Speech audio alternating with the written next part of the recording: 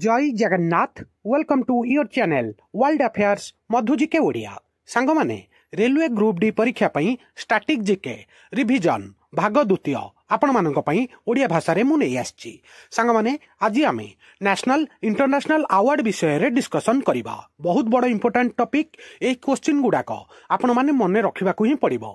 आपण मानकर प्रत्येक कॉम्पिटिटिव एग्जाम पई very very important. Video start करिबा, वीडियो को शेष जाई देखिबे। बहुत बड़ इंपोर्टेंट चैप्टर आपनकर लाइफ टाइम पई क्लियर होई जिवो। वीडियो स्टार्ट करिबा।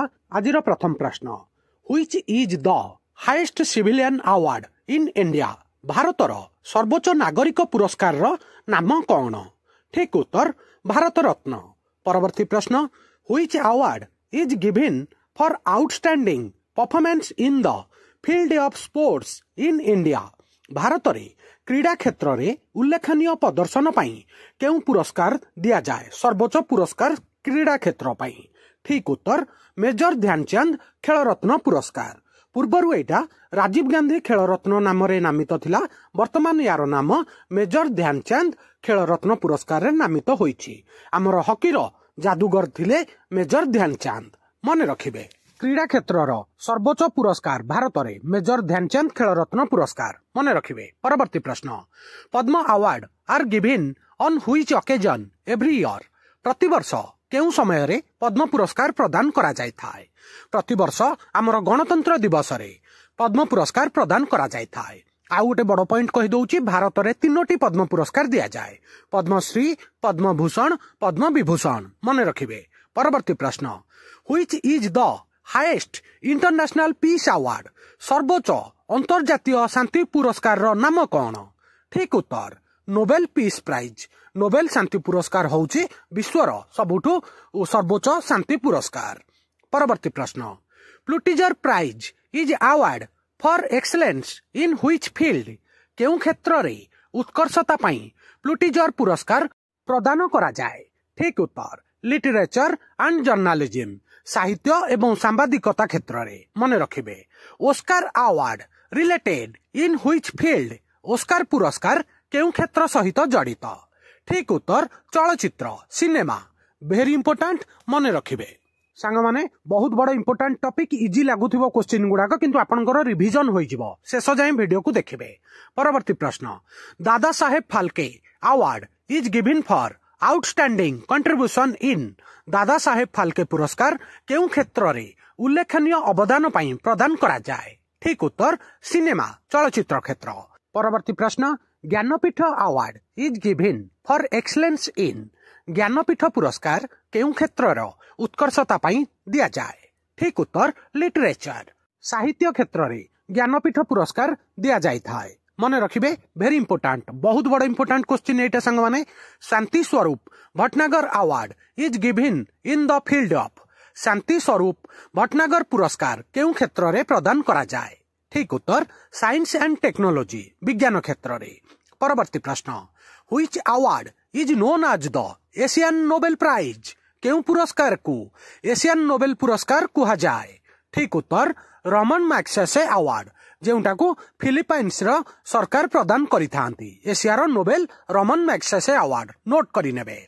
परवर्ती प्रश्न, Ramon Magsaysay award is given for? Ramon Magsaysay पुरस्कार केउ क्षेत्र रे प्रदान करा जाए?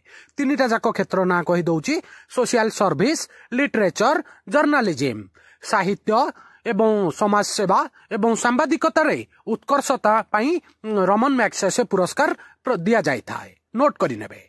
परवर्ती प्रश्न, which ministry present the Padma award? केउ मंत्रालय पद्म पुरस्कार प्रदान करि थाए? ठीक उत्तर the ministry of home affairs, गृह मंत्रालय।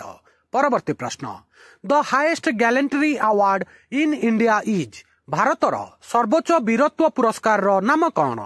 ठीक उत्तर परमवीर चक्र। मन रखिबे। Very important. परवर्ती प्रश्न, the Arjun award is given for? Arjun पुरस्कार केउ क्षेत्र पई प्रदान करा जाए? ठीक उत्तर क्रीड़ा क्षेत्र। परवर्ती प्रश्न, the Dronacharya award is given to? Dronacharya पुरस्कार केउ क्षेत्र रे प्रदान करा जाए? ठीक उत्तर कोच मानू द्रोणाचार्य पुरस्कार दिया जाए था। जे कोनोसी स्पोर्ट्स फील्ड रो कोच मानू द्रोणाचार्य पुरस्कार दिया जाए। नोट करिनेबे वेरी इंपोर्टेंट। आगु बढ़िबा आउ गोटे बहुत बड़ इंपोर्टेंट क्वेश्चन सांग माने एटा the doctor BC Roy Bidhan Chandra Roy award is associate with doctor BC Roy पुरस्कार कहा सहित जड़ित। ठीक उत्तर मेडिसिन। मेडिसिन क्षेत्र में डॉक्टर बीसी रॉय अवार्ड दिया जाए नोट करिनेबे। परवर्ती प्रश्न the Nandi award are presented by which state government. Nandi पुरस्कार केउ राज्य सरकार द्वारा प्रदान करा जाए। ठीक उत्तर आंध्र प्रदेश। सिनेमा क्षेत्र में उत्कर्षता पाई आंध्र प्रदेश सरकार प्रति वर्ष नंदी पुरस्कार देइथांती। परवर्ती प्रश्न बहुत बड़ इंपोर्टेंट क्वेश्चन सांग माने एटा बहुत थर रेलवे रे पचरा जाइछि। The Lata Mangeshkar award is given by which state government. Lata Mangeshkar पुरस्कार केउ राज्य सरकार प्रदान करंती। ठीक उत्तर मध्य प्रदेश। यह व्यतीत महाराष्ट्र सरकार मध्य प्रदान करंती। ता डिटेलटा जणै दउछि। मध्य प्रदेश सरकार जो लता मंगेशकर पुरस्कार दियंती सेटा होछि नेशनल लेवल रो अवार्ड। आउ प्रति वर्ष लता मंगेशकर जन्म तिथि रे मध्य प्रदेश सरकार एटा प्रदान करिथांती। आ महाराष्ट्र सरकार जोटा देइथांती सेटा केवल महाराष्ट्र रो गोटिए स्टेट अवार्ड मन रखिबे वेरी इंपोर्टेंट। परवर्ती प्रश्न the Tansen award is given by which state government. Tansen पुरस्कार केउ राज्य सरकार प्रदान करंती।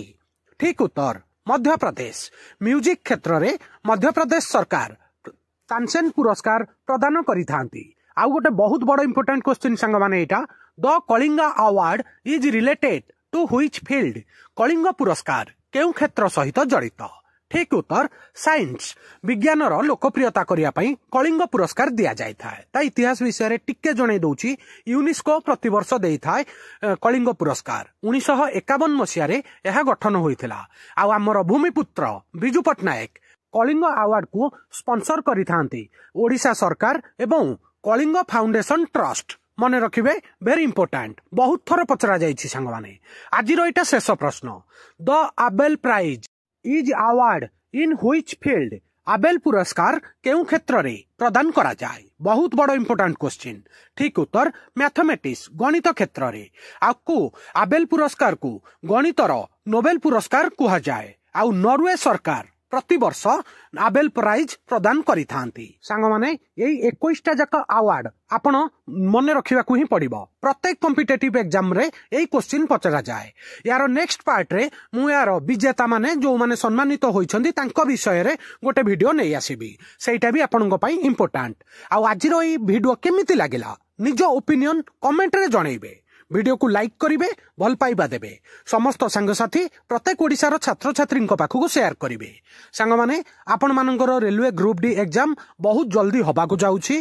किछि व्यस्त हुअंतुनी। एबेठू प्रिपरेशन जेमिति चलीथिला जोर सोर रे कंटिन्यू रखंतु। आपनकर एग्जाम निश्चित रूपे भल हबो। आ नुआ थिले world affair Madhu GK Odia channel को सब्सक्राइब करिवे। सबुदिन important GK current affair sports affair world affair Madhu GK Odia channel रे आपण मानकू मिली थाए। वीडियो देखिथिबारु बहुत बहुत धन्यवाद। जय जगन्नाथ। आपण मान समस्तंकु आगामी एग्जाम पई all the very very best.